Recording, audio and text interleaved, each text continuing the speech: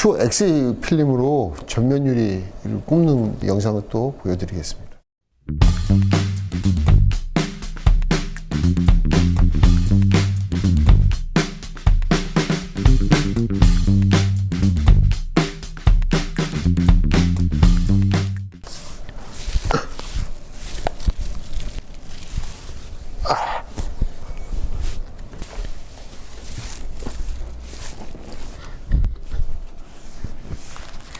유리에 굴곡이 발생하는 성형하는 부위에만 비누를 도포했습니다. 그리고 필름을 고정시키기 위해서 또 물을 묻히죠.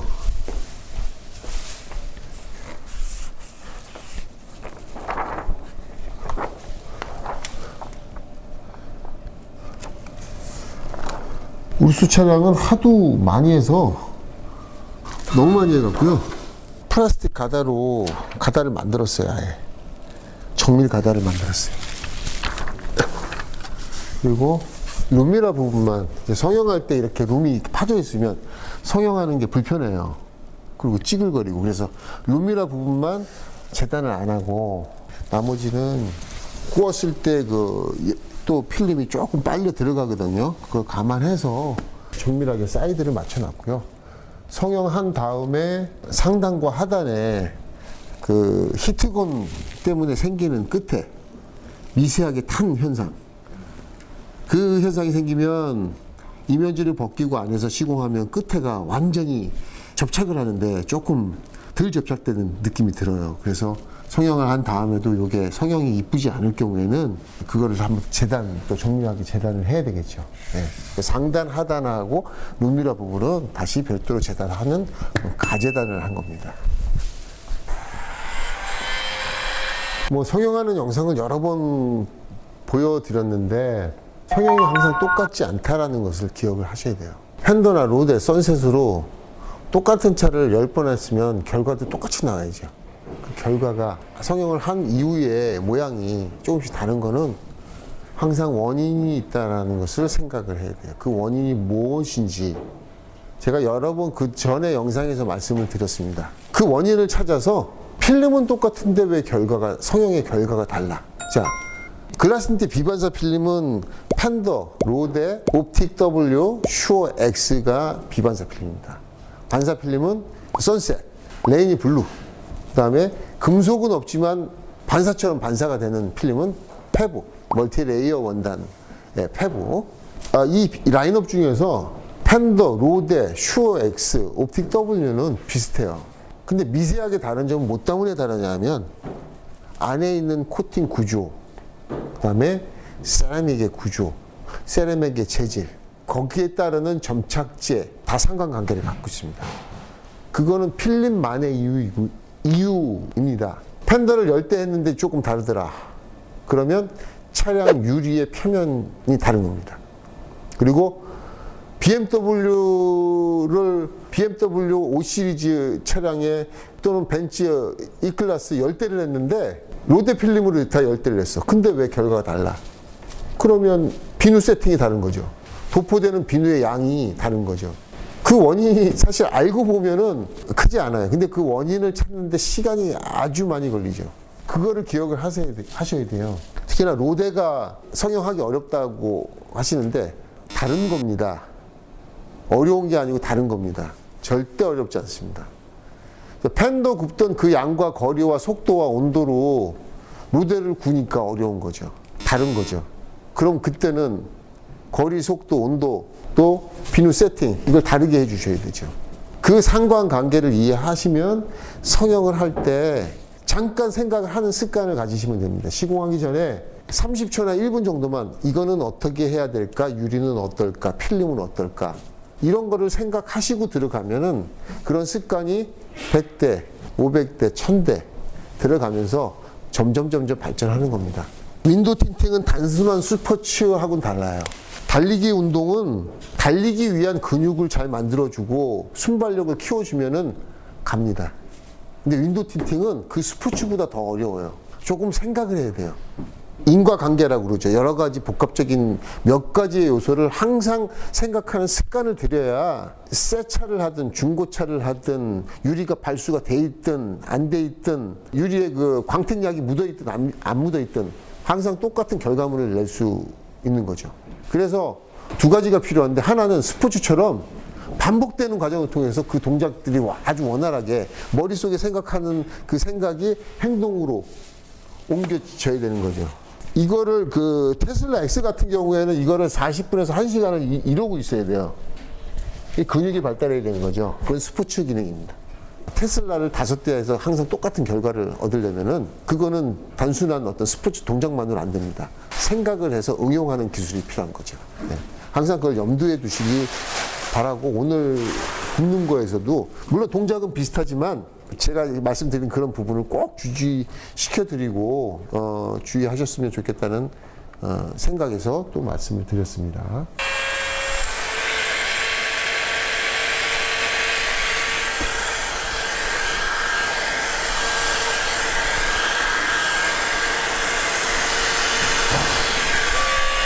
손은 안 되는데 왜 장갑을 자꾸 끼냐고 그러시는 분도 계세요. 장갑을 끼는 이유는 다만 누르려고 끼는 게 아니라 테두리에 이렇게 잡고 있으면서 당기면서 하려면 손이 뜨거워요. 뒤니까 끼는 겁니다. 잘 보시면 제가 찍어 누르는 그런 시공을 하지 않아요. 온도는 오늘도 630도. 네. 성형 습관에 의해서 각자의 능력이 달라지는 결과가 오는 거죠. 어떤 사람은 그냥 단순하게 이렇게 좌우로 움직여라 그러니까 좌우로만 계속 움직여요. 근데 어떤 사람은 머리가 조금 있는 사람은 좌우로 움직이면서 얘가 지나간 굽는 곳과 굽지 않는 곳이 어떻게 필름이 움직이는지 이렇게 관찰을 해요. 그런 습관이 몸에 들어야 돼요. 끝에서 이렇게 가재단해놓은 그 필름들은 끝에 탈 수가 있어요. 그래서 특히나 끝에 부분은 빨리 움직여줘야 돼요. 타지 않게. 끝에 라인이. 타면은 다 커팅 다시 해줘야 돼요. 이게 살짝 날려줘야 돼요. 이 차도 마찬가지로 이쁘게 굽을게요.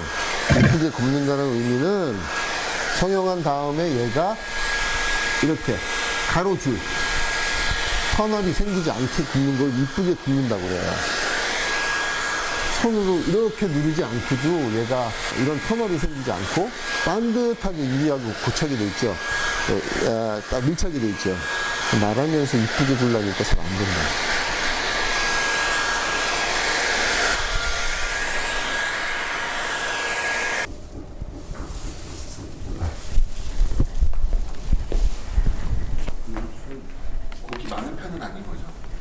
고기 많은 편 아니에요. 완전 일반 차 공면은. 굽는 거는 다른 차보다 어렵지 않고. 뭐 특이사항 같은 게 좀 있어요? 굽는데 특이사항은 평소에 굽던 대로. 별거 없네요, 그러면. 굽던 대로 굽어도 된다. 구울 때 모든 동작에서 차차에 가면 안 돼요. 그게 더 중요하죠. 그리고 닿을까봐 또 뭐 당연히 뭐 휠라도 마스킹 하지만 무의식 중에 이런 데 단추가 있거나 저도 혁대를 매지 않았어요. 바클 쇠가 있잖아요. 어떻게 되겠어요?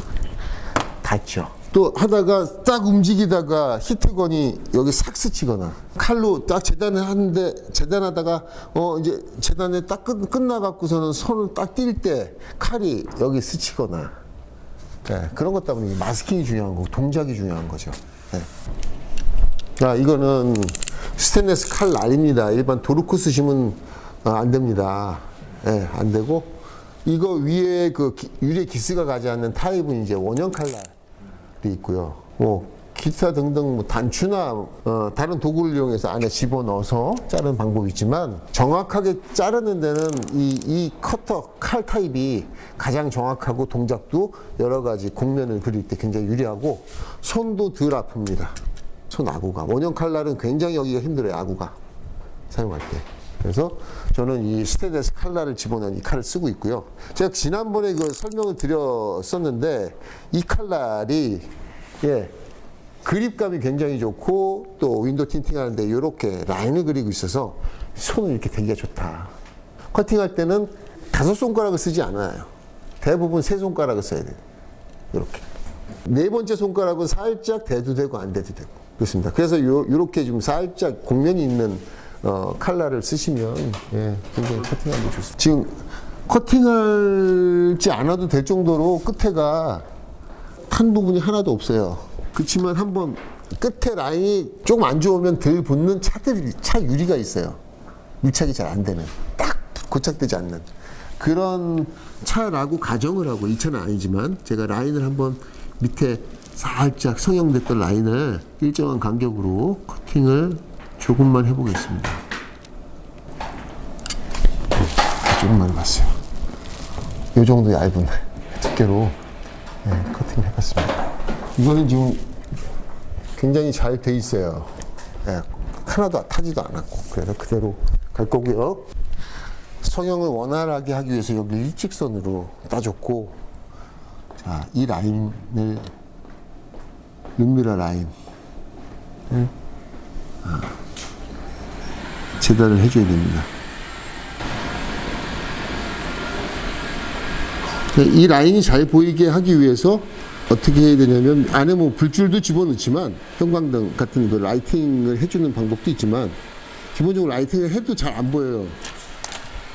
그래서 안에 그 본넷 카바, 대시보드 카바하고 그 다음에 시트 카바를 밝은 톤의 어떤 재질을 사용해서 재단하는데 좀 더 쉽게 재단할 수 있도록 환경을 만들어 주는 게 중요합니다.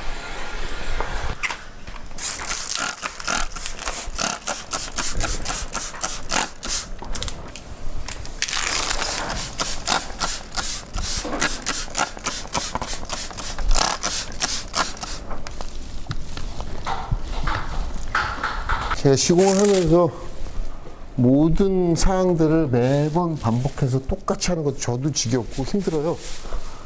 그리고 또 그동안 어떤 동작에서 왜 그 동작을 하냐고 하는데, 거기에 대한 궁금증 있는 분들은 그 댓글을 달아주시면 다 답변을 달아드립니다. 댓글이 한 100개쯤 넘어가면은 다 답글 달기가 힘들겠지만, 지금 단계에서는 댓글로 질문을 남겨주시면은 답변을 성실하게 해드리도록 하겠습니다.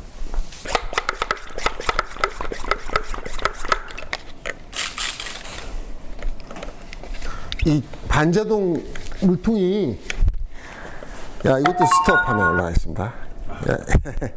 근데 이 물통이 전면 유리 그 필름 그 이면지를 벗길 때 여기에만 그 물을 뿌려서 습하게 만들어주는 게 아니고, 옷에 먼지 너무 많잖아요. 그리고 이렇게 제끼니까 여기서 떨어지지 않습니까?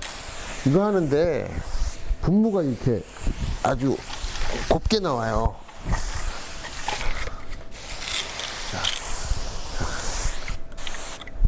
다른 거 아무리 잘해도 소용없어요. 팔에서 먼지 하나 들어가면 모든 동작들 0입니다. 0, 제로. 다시 시작해야 돼요. 제일 중요한 순간이에요. 제일 중요한 순간.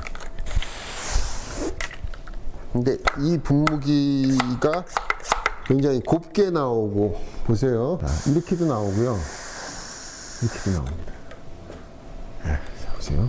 이렇게도 나오고, 이렇게도 나와요. 이렇게 바짝 조여놓고 보면은 전체적으로 습도가 유지가 되면서 여기가 쭉 물이 많이 나와서 물이 흐르고 그러면 안 되거든요.